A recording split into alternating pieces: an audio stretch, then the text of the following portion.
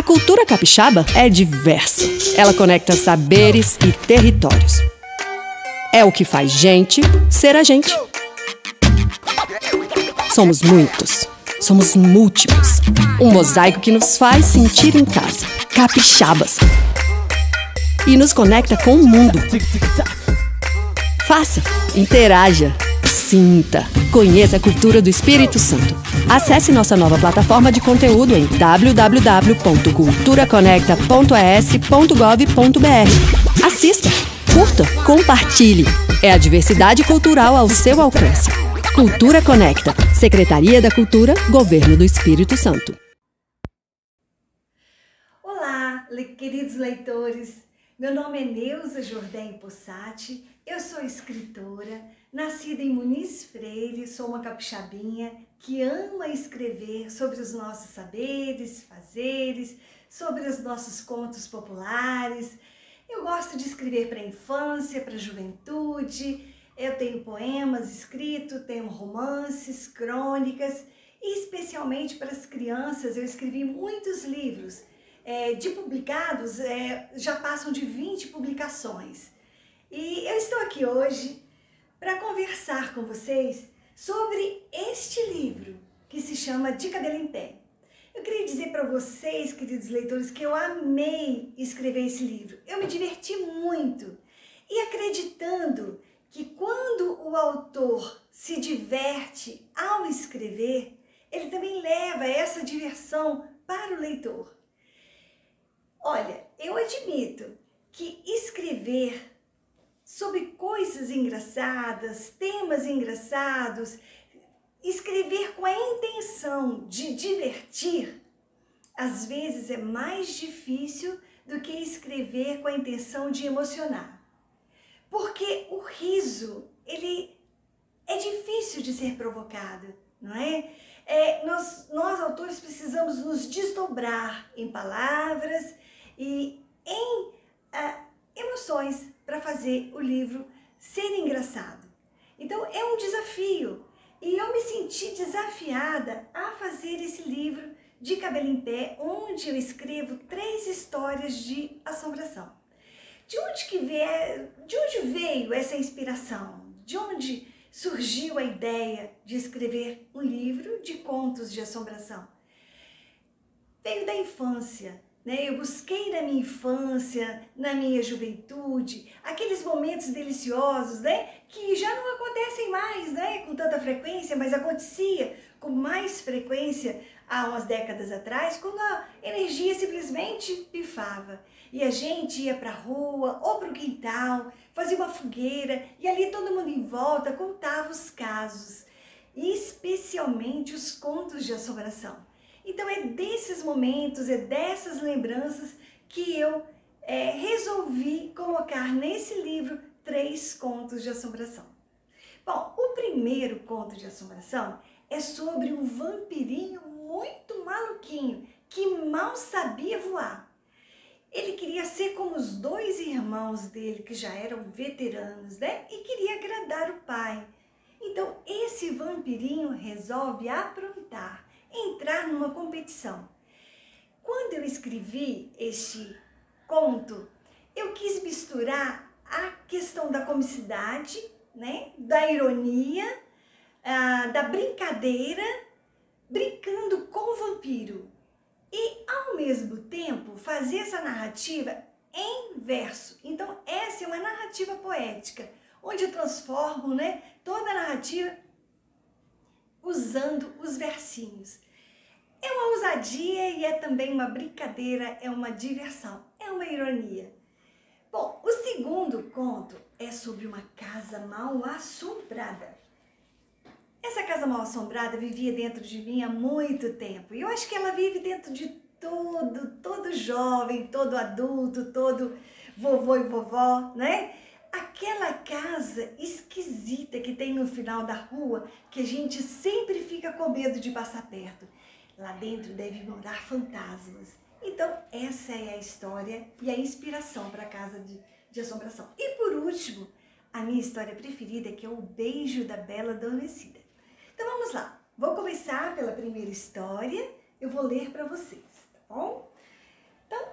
nossa história começa com um vampirinho em noite de lua cheia. Vampirinho em versos. Naquela família de vampiros, todo mundo tinha ambição. O pai, todo orgulhoso, propôs aos 3 filhos uma competição. Quem sugar mais sangue em menos tempo será o vencedor. O filho vampiro mais velho, todo serelepe, sobrevoou o mangue. Demorou apenas 1 minuto. Da sua boca escorria o sangue. O pai, todo envaidecido, logo perguntou: como você conseguiu? Está vendo aquela vaca? Eu a mordi. E o riso escancarou. Depois foi a vez do filho do meio, um vampiro mais que indecente. Voltou em 20 segundos, boca suja de sangue e olhar inclemente. Como você conseguiu? Indagou novamente o pai admirado. Está vendo aquele cavalo? Aquele ali? Foi fácil, respondeu todo adoidado. Olha que coisa! Era a vez do vampirinho inexperiente, que estava aprendendo a voar, que levantou o voo todo afobado. Voltou 10 segundos, com a boca suja de sangue, toda lambuzada. O pai vampiro fez a clássica pergunta, como tinha que ser. Como você conseguiu? E tão rápido? O pai custou a crer. E o vampirinho, meio sem graça, mas sem perder a esportiva, meio sem jeito, sorri. Está vendo aquele poste ali? Pois é, eu não vi. E assim termina a nossa história. O vampirinho bateu a cara no poste. A nossa segunda história é a casa mal assombrada. Era meia-noite, mas o dia virou noite quando o céu cobriu-se de nuvens negras, ganhando um aspecto fantasmagórico. Elisa e Maria saíam da escola. A chuva pegou as duas quando estavam bem na frente de uma casa abandonada. Estranho. Não haviam ainda reparado naquela casa, naquela velha construção.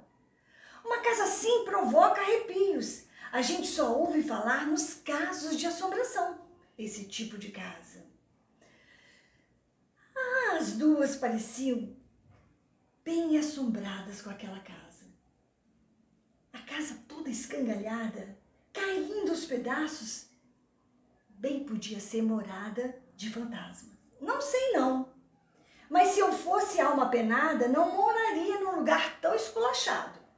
As meninas não tinham a mesma opinião e pensaram bastante antes de decidirem entrar e esperar o pé d'água passar. Nem precisou empurrar a porta, porque a casa não tinha porta. Sem admitir o medão que sentiam, Elisa e Maria procuraram uma lajota menos quebrada para sentar, antes que as pernas bambas dobrassem sem querer.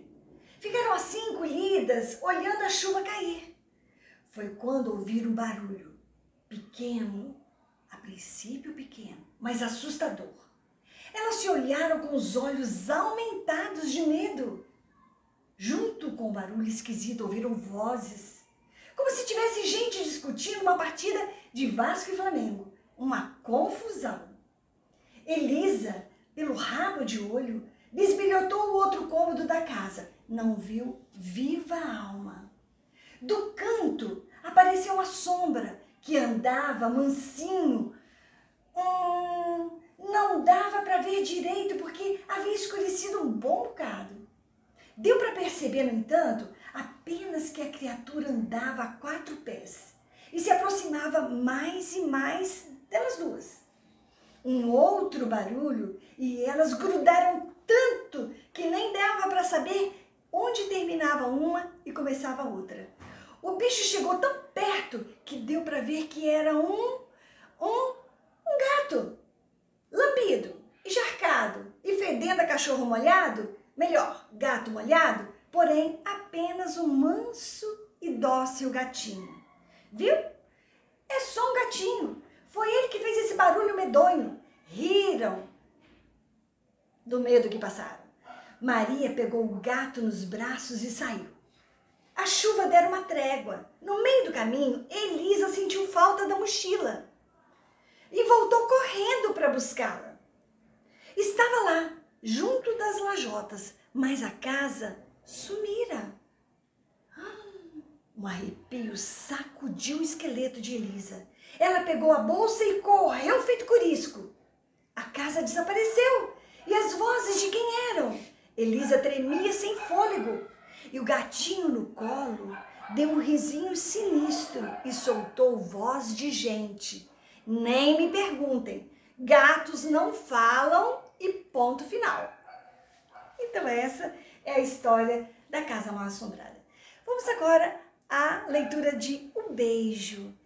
Essa é uma história que eu gostei muito, me diverti muito ao ler. E das três é a minha preferida. Vou lê-la para vocês. Toda história de príncipe e princesa tem que ter beijo. E mesmo essa história sendo de assombração, ela tem príncipe, princesa e beijo. Havia um castelo abandonado e dentro dele uma princesa adormecida. Eu sei que você vai dizer que já conhece e já sabe como isso vai terminar. Mas leia mais um pouquinho e você pode se surpreender. Como eu estava dizendo, a princesa adormecida, que nem estava tão adormecida assim, porque de vez em quando ela ia até a janela para ver se alguém estava chegando, né? De repente ela ouviu um barulho de moto. Era o príncipe chegando de motocicleta. Vinha o príncipe, estacionou no estacionamento da nossa grande torre, né? Onde estava a nossa princesa. O príncipe tranquilamente estacionou, guardou a chave da moto no bolso e subiu as escadarias. Ele pensou, toda torre tem uma princesa. Quem sabe nessa torre também não teria uma princesa com quem eu pudesse me casar.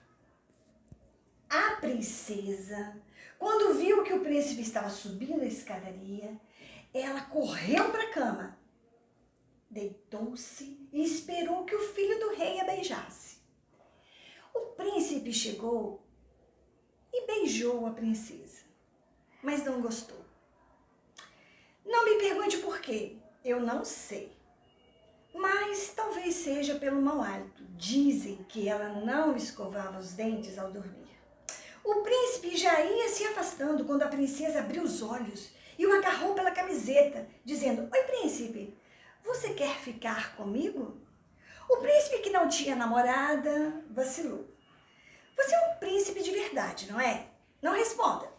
Tudo o que deve fazer é dar uma voltinha até meia-noite e depois, quando retornar, você me dará um longo beijo de língua e ficaríamos juntos para sempre. Ela falou logo apressada, receosa de espantar o príncipe. Afinal, em 100 anos, aquele fora o único príncipe a aparecer. A príncipe ficou todo atordoado, até que pelo beijo de língua, pelo ficar, note-se, ela não falou em casamento. Ele toparia. Mas essa história de regressar à meia-noite estava esquisita. Não lera assim nos livros. Decidiu fazer de conta que saía e depois voltou pé ante pé para descobrir o que ela tramava. E o que viu? Assim que o relógio na parede estrondosamente ressoou, as badaladas o deixou arrepiado. E ela, a princesa, começou a se transformar. Seu cabelo se esfiapou e ela parecia mais uma gata borralheira do que uma bela adormecida. Mas não ficou nisso não. Sua pele esbranquiçou como a branca de neve. Ele olhou para os lados e não viu nenhum anão. Ela estava tão branquinha, mas tão branquinha, que mais parecia lençol de hospital. O corpo dela começou a levitar. E nos seus olhos havia um lampejo de chamas. O príncipe nem pensou duas vezes para tomar uma atitude. Desceu as escadarias correndo, montou na sua moto e partiu a 1000. Até hoje ele foge da princesa. Só para de vez em quando para abastecer a moto e depois segue o seu caminho, sem sequer olhar para trás. Agora vocês querem ver o que foi que o príncipe viu? Está aqui escondido. Olha, essa é a princesa. Uau! Vamos fechar esse livro. E assim terminam as 3 histórias de assombração que estão nesse livro de Cabelo em Pé.